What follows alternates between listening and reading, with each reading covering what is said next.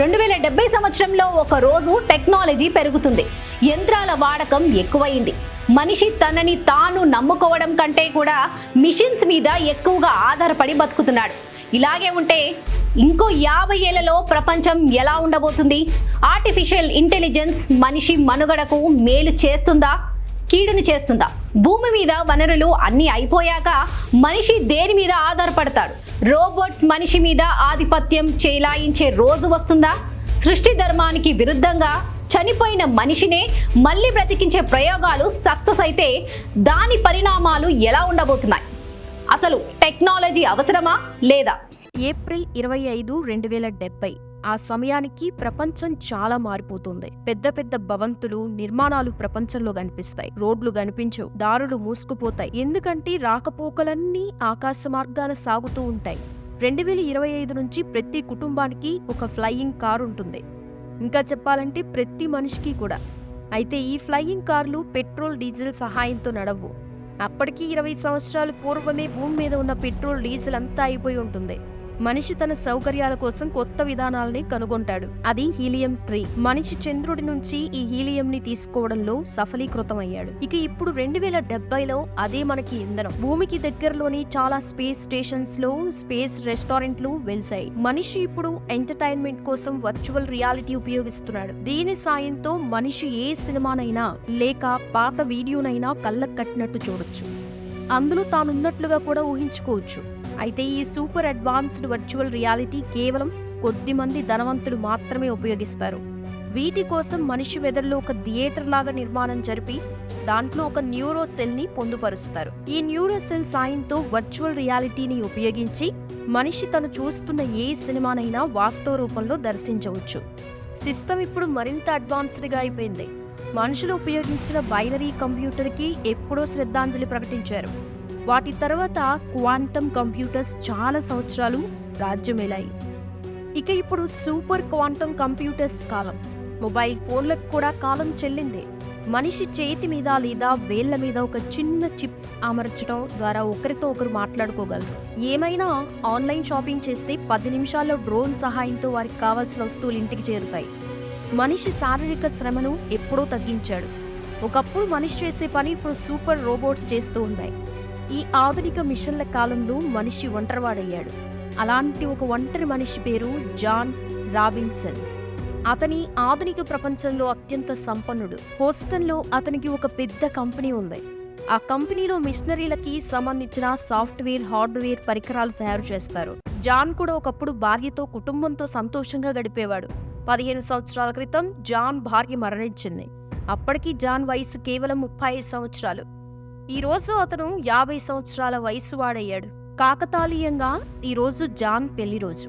ఉదయం నుంచి జాన్ తన భార్యను తలుచుకుంటూనే ఉన్నాడు. జాన్ భార్య మరణించిన ఈ 15 సంవత్సరాల్లో తన పుట్టినరోజు వేడుకలు గాని లేదా ఏ పెద్ద శుభకార్యం కూడా చేయలేదు. ఈ రోజు తన భార్య జ్ఞాపకాలు మనసులో తొలుస్తూ ఉంటే మెదడులోని న్యూరాన్స్ ద్వారా పాత జ్ఞాపకాలన్నీ, పాత వీడియోల్ని 1-2 సార్లు చూసుకుంటూ మననం చేసుకుంటూ వాస్తవిక రూపంలో ఉండడానికి ప్రయత్నిస్తున్నాడు. కొన్ని వీడియోలు 2 సార్లు చూశాడు, మరికొన్ని 2 గంటలకు ఒకసారి చూశాడు. ఇక ఆ తర్వాత ఆఫీస్కి బయలుదేరాడు. ఒక పెద్ద భవంతిలో 225th ఫ్లోర్లో అతని కార్యాలయం ఉంది. ఆఫీస్కి వెళ్ళాడు, కానీ పని మీద కాన్సన్ట్రేట్ చేయలేకపోయాడు. ఆఫీస్లో ఉన్నా కూడా అతని భార్య జ్ఞాపకాలు వెంటాడుతూనే ఉన్నాయి. ఇలా జ్ఞాపకాల్లో ఉన్న అతనికి సెక్రటరీ నుంచి ఫోన్ వచ్చింది. ఫోన్లో అతని సెక్రటరీ, సార్ మీకు ఈరోజు పైలట్ స్పేస్ కంపెనీ అపాయింట్మెంట్ ఉంది.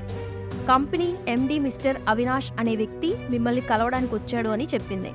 అందుకు జాన్, సరే మిస్టర్ అవినాష్ని నా క్యాబిన్కి పంపించండి అని ఆజ్ఞ ఇచ్చాడు. ఇక చెప్పి జాన్ ఫోన్ పెట్టేశాడు. గుడ్ మార్నింగ్ సార్ అంటూ అవినాష్ లోపలికి వచ్చి జాన్తో చేతులు కలిపాడు. Yes Avinash, please have a seat అంటూ అవినాష్కి కుర్చీ చూపించాడు జాన్. అవినాష్ జాన్తో, మిస్టర్ జాన్, మా పైలట్ స్పేస్ కంపెనీ మీకు ఒక అద్భుతమైన ఆఫర్ని తీసుకొచ్చింది. ఈ ఆఫర్ గురించి వింటే మీరు ఆశ్చర్యపోతారు సార్ అని చెప్పాడు. అందుకు జాన్, ఎస్ మిస్టర్ అవినాష్, మీ పైలట్ స్పేస్ కంపెనీలోనే నా భార్య రోజు ఈ విధులు నిర్వహించేది. ఈరోజు ఆమెని మరింతగా గుర్తు చేసినందుకు, నా మనసుని ఇంకా గుచ్చుతున్నందుకు మీకు ధన్యవాదాలు అంటూ జాన్ చాలా తీక్షణమైన చూపులతో అవినాష్ వైపు చూశాడు. అందుకు అవినాష్, అలా కాదు సార్, రోజీ మేడం మా కంపెనీలోనే కాదు ప్రపంచంలోని అతిపెద్ద 25 కంపెనీల్లో విధులు నిర్వహించారు. ఈ అన్ని కంపెనీలు కూడా రోజీ మేడం లాంటి చాకచక్యం కలిగిన మహిళ వల్లే ఈ రోజు ఇంత పేరు ప్రఖ్యాతులు సంపాదించుకున్నారు. నిజానికి రోజీ మేడం చాలా తెలివిగల హుషారైన యువతి అని చెప్పాడు. అందుకు జాన్ కూడా అవును, నా భార్య ప్రపంచంలోనే చాలా తెలివైన యువతి అంటూ బాధతో గట్టిగా ఊపిరి పీలుస్తూ అన్నాడు. సరే, ఇప్పుడు అవన్నీ వదిలేయండి, ఎందుకు వచ్చారు, ఆ పనేంటో చెప్పండి అని జాన్ అవినాష్తో అన్నాడు. అందుకు అవినాష్, సార్, ఆఫర్ గురించి చెప్పే ముందు ఒక 2 నిమిషాలు అసలు దీని గురించి బ్యాక్గ్రౌండ్ చెప్తాను. 2030లో ఆర్టిఫిషియల్ ఇంటెలిజెన్స్ ద్వారా ప్రపంచం మొత్తం పరుగు పెట్టడం మొదలుపెట్టింది. ఆర్టిఫిషియల్ ఇంటెలిజెన్స్ ఇప్పుడు మన మీద, అంటే మనుషుల మీద అధికారం చెలాయిస్తోంది. మనుషుల్ని పూర్తిగా దానికి బానిస చేసేసింది. ఎప్పుడైతే మనుషులు మిషన్లకి బానిసలుగా మారారో భవిష్యత్తు వారికి దూరమైపోతుంది. మీ భార్య రోజీ కూడా ఈ విషయం చాలాసార్లు చర్చించారు. ఆర్టిఫిషియల్ ఇంటెలిజెన్స్ మనిషిని తన త్రోవలోకి తీసుకుని వెళ్తుంది, మనిషిని అందుకు బానిసని చేస్తుంది. కానీ అలా కాకూడదు. ఆర్టిఫిషియల్ ఇంటెలిజెన్స్ కూడా మానవ నిర్మితమైన బుద్ధి యంత్రం. మనిషి కన్నా ఎంతో తెలివిగా ఆలోచించినా ప్రవర్తించిన ఆర్టిఫిషియల్ ఇంటెలిజెన్స్ కూడా మనిషి చేసిన ఒక ప్రోగ్రాం మాత్రమే. తనంతట తాను ప్రకృతితో పుట్టింది కాదు. కానీ మనిషి సంగతి వేరు. మనిషికి సహజంగానే దేవుడు మెదడులో కొన్ని విశేషాలు, జీవన తత్వాలు ఉంచాడు. అందుకే తన మెదడులో కొన్ని జ్ఞాపకాలు అలా ఎప్పుడూ జీవించుంటాయి. ఇదంతా మిషన్స్లోనూ ఏ సాఫ్ట్వేర్లోనూ జరగని పని. ఇదంతా ఒక జీవన విధానం, మనిషికి మాత్రమే సొంతం. ఆర్టిఫిషియల్ ఇంటెలిజెన్స్ ద్వారా ఎన్ని కొత్త ప్రయోగాలు చేసినా, కొత్త రోబోట్లు సృష్టించినా ఈ బుద్ధి మిషన్లో అది అసాధ్యం. అందుకే మానవుడు ఎప్పుడూ మిషన్ల కంట్రోల్లోకి వెళ్ళలేదు అని చెప్పేవారు. అయితే సార్, రోజీ మేడం చెప్పిన విషయాలు చాలా మంది కొట్టిపడేశారు. అందుకే ఆమెకి చాలా మంది విరోధులు ఉండేవారు. మనం ఇప్పుడు 2070లో ఉన్నాం. ఇప్పుడు కూడా ఆర్టిఫిషియల్ ఇంటెలిజెన్స్ మన కంట్రోల్లోనే ఉంది. అటు రోజీ మేడం చెప్పింది అచ్చంగా ఈ రోజుకి నిజమే.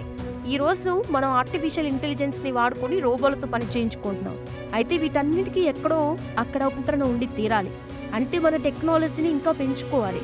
ఇప్పటివరకు మనం విశ్వాసాన్ని పూర్తిగా అర్థం చేసుకొని చాలా వస్తువులు తయారు చేసాం, వాటిని ముందుకు కూడా తీసుకెళ్ళాం. కానీ మనం మృత్యువు మీద యంత్రం విజయం సాధించలేకపోతున్నాం, మృత్యువును జయించలేకపోతున్నాం.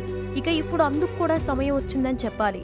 మృత్యువు మీద విజయం సాధించే క్షణాలు మన ముందున్నాయి.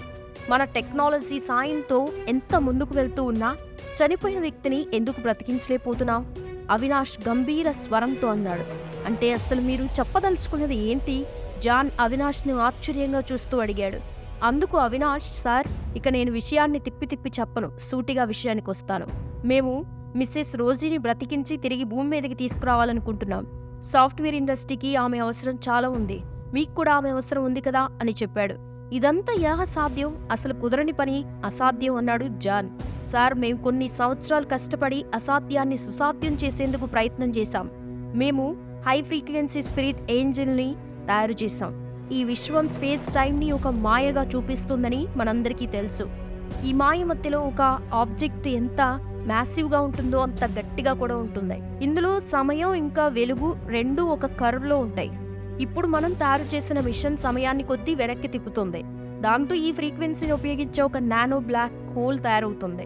మనం ఈ బ్లాక్ హోల్లో కొంత చనిపోయిన వారి ఇన్ఫర్మేషన్ని ఇన్పుట్ చేస్తే ఆ బ్లాక్ హోల్ నుంచి ఆ ఆత్మ యొక్క ఫ్రీక్వెన్సీ అవుట్పుట్ బయటకు వస్తుంది. ఇదంతా హ్యాకింగ్ రేడియేషన్ సిద్ధాంతం ప్రకారం జరుగుతుంది. మనం ఈ ఆధునిక టెక్నాలజీలో చనిపోయిన వారి సమాచారం బ్లాక్ హోల్లోకి పంపిస్తే వారి ఫ్రీక్వెన్సీని అవుట్పుట్గా మనకి బయటికి వచ్చేస్తుంది. ఇందుకు సంబంధించిన పూర్తి బ్లూ ప్రింట్ కూడా తయారైపోయింది, పూర్తి థియరీ కూడా తయారైపోయింది. ఇది ఇప్పటి వరకు ఎవరూ చేయలేని పని. మీరు ఒప్పుకుంటే ఇది మేము తయారు చేసి చూపిస్తామని అవినాష్ ఉత్సాహంగా చెప్పాడు. అందుకు జాన్, మిస్టర్ అవినాష్, మీరు చెప్పిన దాంట్లో నాకు నమ్మకం కలగలేదు. నిజంగానే నేను నా భార్యను మళ్ళీ కలుసుకుంటానా? ఆమెతో మాట్లాడగలనా? ఒకవేళ నిజంగానే జరుగుతుంది అనుకున్నా ఆమె శరీరం కూడా లేదు. ఆత్మ యొక్క ఫ్రీక్వెన్సీని నానో బ్లాక్ హోల్లో పంపిస్తామంటున్నారు కదా, అది నిజంగానే నా భార్యదే అని నమ్మకం ఏంటి? ఇంకెవరిదైనా ఆత్మ అయి ఉండొచ్చు కదా అని అడిగాడు. జాన్ మనసు తన భార్య రోజీని కలుసుకునేందుకు తహతహలాడుతోంది. అందుకే అవినాష్, సార్, మేడం, రోజీ స్వయంగా తానే ఆర్టిఫిషియల్ ఇంటెలిజెన్స్ ఎక్స్పర్ట్.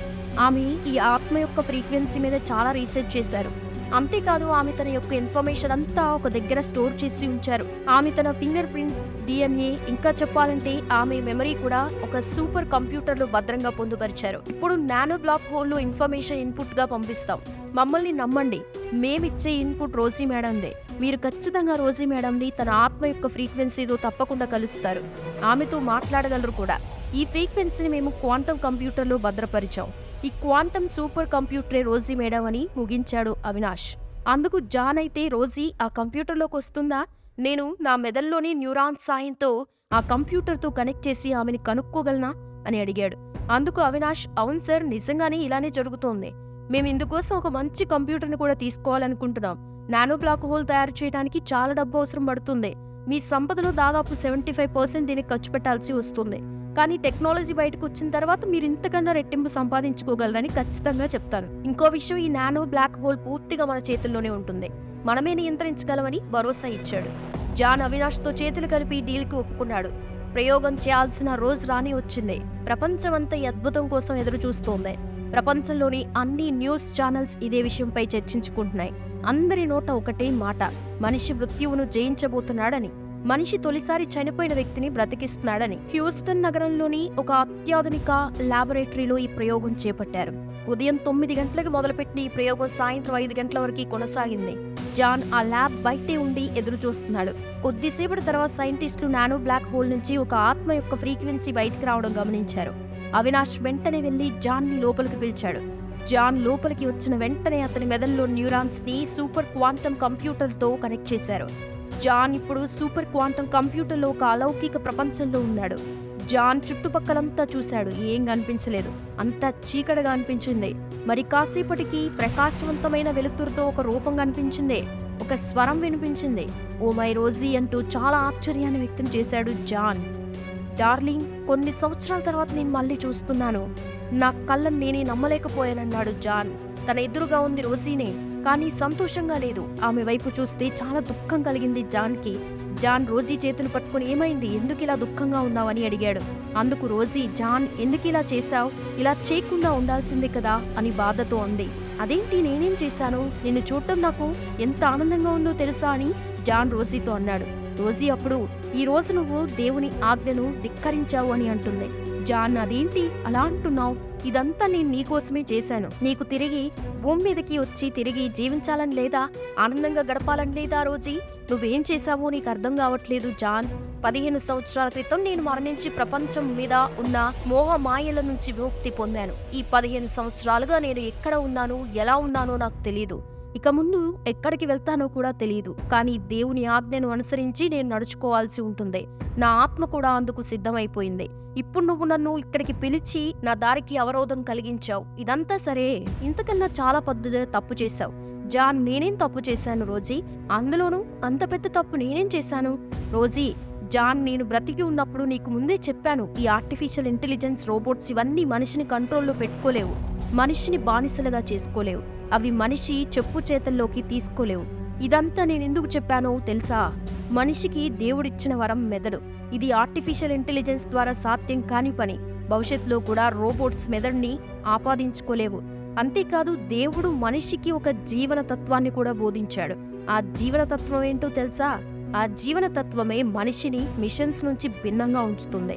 అది మనల్ని మనం వెతుక్కునే భావన, నేను అనే భావన, మన అస్తిత్వానికి సంబంధించిన విషయం. ఆ అస్తిత్వ భావన మనల్ని జీవించుంచటానికి ప్రేరేపిస్తుంది. ఈ భావన మిషన్స్ లో ఎప్పటికీ రాదు. ఈ సంగతి నేను నీకు ముందే చెప్పాను. కానీ ఈ రోజు నువ్వు నన్ను తప్పుగా అర్థం చేసుకున్నావు. ఇప్పుడు నా అస్తిత్వం, నా గుర్తింపు, నా అనుకున్న ఫ్రీక్వెన్సీ, నా జీవన విధానం అన్నీ ఈ సూపర్ క్వాంటమ్ కంప్యూటర్లోకి తీసుకొచ్చేలా చేశావు. ఆర్టిఫిషియల్ ఇంటెలిజెన్స్ లో ఏ భావన అయితే ఈరోజు నా ద్వారా నీ తీసుకురావడానికి నన్నే ఉపయోగించావు.